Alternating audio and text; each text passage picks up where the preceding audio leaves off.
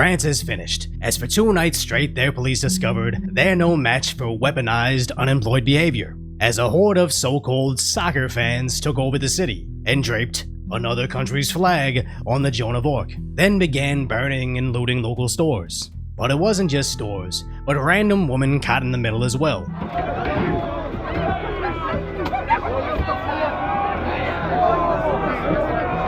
I was reluctant to call them savages until they started making this sound.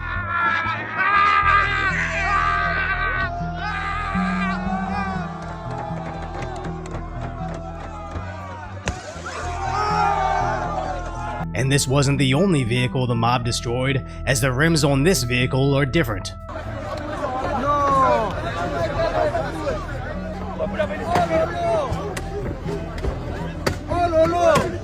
Where France has just become a bonus stage at a Street Fighter. This literally looks like the EBT Olympics, where they all get the gold medal in vandalism, as this went well into the next day, but if you haven't seen the other video covering it, make sure you see the first, as it makes day 2 much worse. As today should have been about how Paris Saint-Germain came in for their victory parade, with huge groups of fans eager to greet them, but also pounding on the police vehicles. All just to catch a couple seconds of the players holding the trophy. Now I think pounding on the police cars is stupid in itself, but it was probably the mildest part about this, as PSG fans stood idly by while this guy tries to tear down a stoplight, while masked individuals try to tear down the police barricades.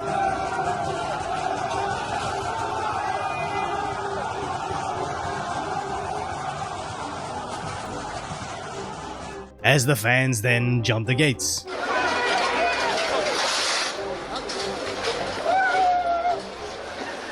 Then it turned into a full-blown riot before the sun went down, again attacking random cars.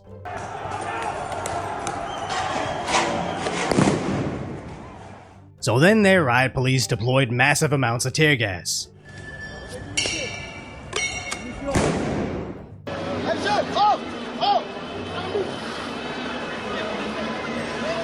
Charging at the mobs to get them off the streets.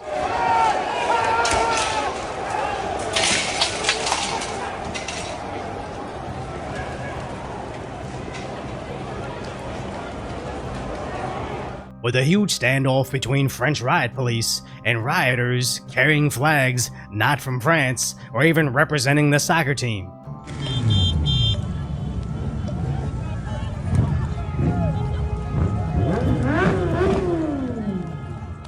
I think that's my biggest issue with the situation, as this keeps being framed as the French erupting in celebrations over a soccer match, when in reality it's the same political unrest we see in America with nothing new other than a different excuse. Now, although it did seem like they got things under control,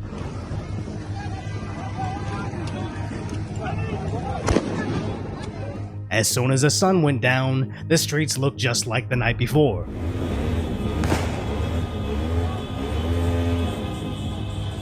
As the hordes in black masks and Gucci hats decide to destroy some bus stops.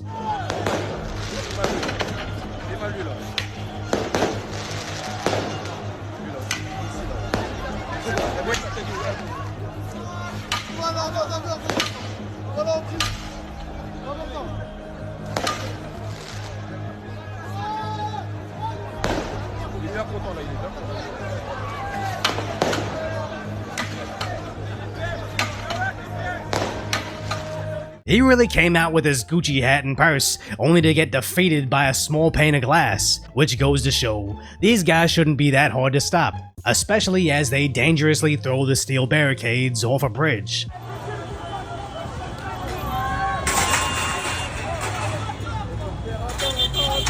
Eventually blocking the entire street.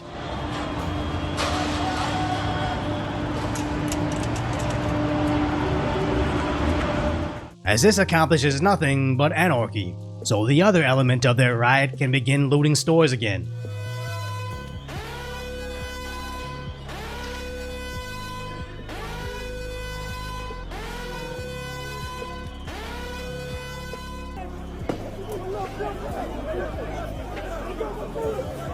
Leaving behind millions of dollars worth of destruction.